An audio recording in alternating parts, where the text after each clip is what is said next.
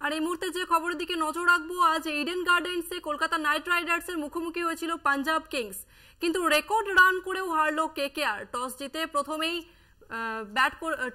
প্রথমে ব্যাট করতে নামায় কেকেআর কে, কিন্তু দুরন্ত রান করেও শেষ মুহূর্তে হারতে হলো কলকাতা নাইট রাইডার্সকে। শতরান করে নায়ক বেরিস্টো, আবারও ব্যর্থ কেকেআর এর বোলিং।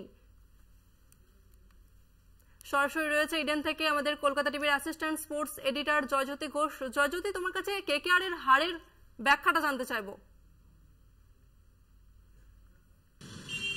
দেখো তসমিনা, আজকে রেকর্ডের পর রেকর্ড হয়েছে। প্রথমে কলকাতা নাইট রাইডার্স ব্যাটিং করেছে এবং তারপরে এই ইডেন গার্ডেন্সে সব থেকে বেশি রান, মানে সর্বাধিক রান কিন্তু কলকাতা নাইট রাইডার্স করে আজকে 261 পাঞ্জাবের বিরুদ্ধে। এবং যখন মনে হচ্ছিল যে এই ম্যাচটা ওয়ান সাইডেড ম্যাচ হতে চলেছে, ঠিক তারপরেই কিন্তু টুইস্ট আসে। এবং এটাও বলে রাখি যে আজকে যে ওপেনিং পার্টনারশিপটা হয় 138 রানে, এটাও কিন্তু হাইয়েস্ট কলকাতা নাইট রাইডার্সের তরফ থেকে। কিন্তু তারপর পাঞ্জাব যখন ব্যাটিং করতে নামে তখন কিন্তু একদম উলট পুরান। পাঞ্জাব ওপেনাররা দুরন্ত শুরু করেন। জনি বিয়াস্টো, যিনি ফর্মে ছিলেন না এই আইপিএলে, তিনি আজকে 17 রান করে ইডেন গার্ডেন্সের নায়ক হয়ে ওঠেন। এবং একই সঙ্গে প্রভ সিমরান ঝোড়ো অর্ধশতরান করেন। একই সঙ্গে শশাঙ্ক সিং, যিনি ধারাবাহিকভাবে ভালো খেলছেন, এবং বলে রাখি যে সামনে টি20 ওয়ার্ল্ড কাপের সিলেকশন, যদি শশাঙ্ক সিং এর নামটা দেখা যায় তাহলে কিন্তু অবাক হওয়ার কিছু থাকবে না। আজকেও কিন্তু দুরন্ত অর্ধশতরান করলেন শশাঙ্ক সিং।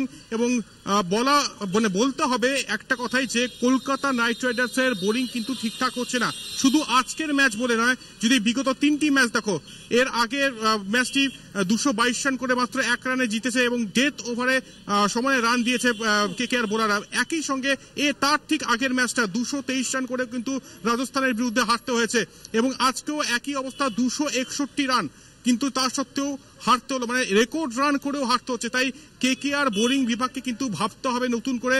আজকে মিচেল স্টার্ক খেলেননি, কিন্তু মিচেল স্টার্কের বদলে যিনি খেলেছেন দুষ্মন্ত চামিরা, তিনিও কিন্তু একেবারে ফ্লপ। শুধু দুষ্মন্ত চামিরা বলে ভুল হবে, বাকি যেসব বোলাররা রয়েছে কেকেআর এর প্রত্যেকেই কিন্তু ফ্লপ এবং যথেষ্ট এক্সপেন্সিভ। তাই নতুন করে ভাবতে হবে। আবার সামনে মানে দুদিন পরেই কিন্তু দিল্লি ক্যাপিটালস, সৌরভ গঙ্গোপাধ্যায় দিল্লি ক্যাপিটালসের মুখোমুখি হচ্ছে কলকাতা নাইট রাইডার্স। তাই অত্যন্ত গুরুত্বপূর্ণ ম্যাচ। প্লে অফে যদি নিজেদের জায়গা পাকা করতে হয় এবং প্রথম দুয়ে যদি থাকতে হয়, তাহলে অবশ্যই কিন্তু জিততে হবে পরের ম্যাচগুলিতে। তবে আজকের ম্যাচের পোস্টমর্টম করতে গেলে একটা কথাই বলার, সেটা হচ্ছে কেকেআর বোলিংকে ভালো কিছু করতে হবে এবং বোলিং বিভাগে যারা যারা রয়েছে তাদেরকে কিন্তু ফুল 100% দিয়ে বল করতে হবে। এবং এই পিচ নিয়েও কিন্তু প্রশ্ন থাকছে, কারণ বোলারদের জন্য কিছু থাকছেই না এই পিচে।